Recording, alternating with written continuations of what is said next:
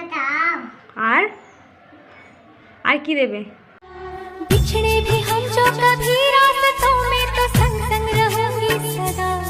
আজকে বৃহস্পতিবার, চলে আসলাম সকালবেলা পুজো দিতে। আর এখন বাজে 8:20, তাই তোমাদের টাইমটা আমি বলে দিলাম। আর সকাল বলতে এখন সকাল তো না, 8:20 বাজে। আর দেখো ঠাকুর ঘরের সব রেডি করা আছে।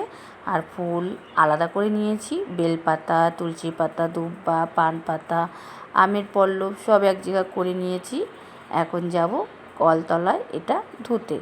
যেহেতু এটা কলতলায় রেখে দিয়ে তারপরে আমি গাছের ফুল তুলে নেব।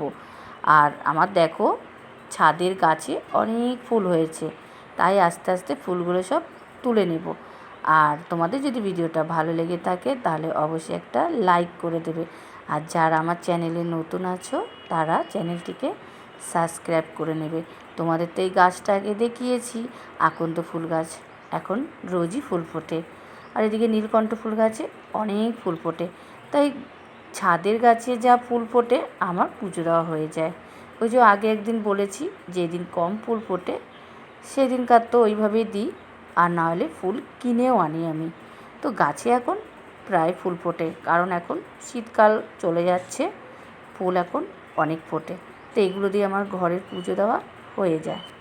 মাঝখানে কয়েকদিন তোমাদের কাছে আমি ভিডিও দিতে পারিনি, কারণ একটু অসুবিধা ছিল, তাই ভিডিও বানাতে পারিনি।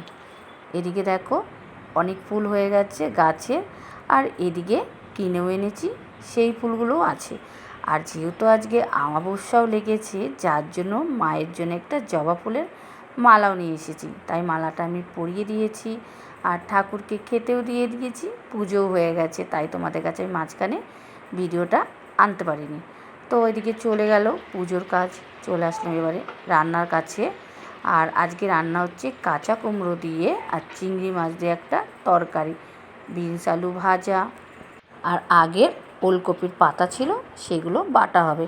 এদিকে দেখো আমার মুরগিটা ঘরের মধ্যে চলে এসেছে, ওর জন্য একদম ছোট্ট করে ওলকপির পাতা কুচিয়ে রেখেছি, কিন্তু ওগুলো না খেয়েও বড় বড় ওলকপিগুলোর পাতা খাচ্ছে।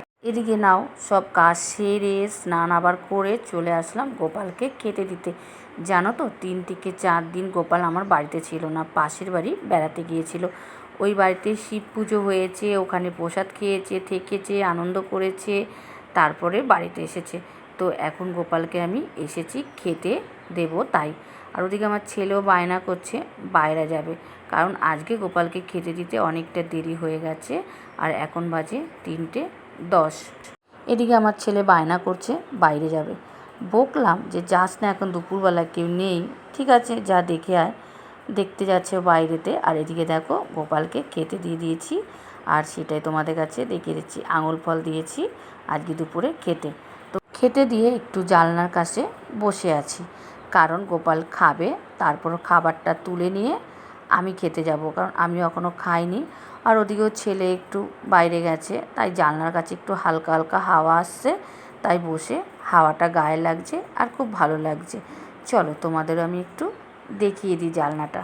আর তোমরা তো জানোই বসন্তকাল চলছে, তাই বাইরের এই সময় হাওয়াটা খুব মিষ্টি গায়ে লাগছে আর ভালোও লাগছে। এদিকে নিচের ঘরে খেতেও চলে গেছিলাম, খেয়ে দিয়ে এসেছি, এখন ওপর ঘরে যাচ্ছি, গিয়ে একটু শোবো। ছেলেও শুয়ে পড়েছে, তাই ওর পাশ থেকে গিয়ে আমিও খানিকটা শুয়ে পড়বো। এদিকে শুতে না শুতেই হঠাৎ করে একটা ফোন আসলো, কিসের, মেসো থেকে, যে আমি যেটা অর্ডার করেছিলাম সেটা চলে এসেছে।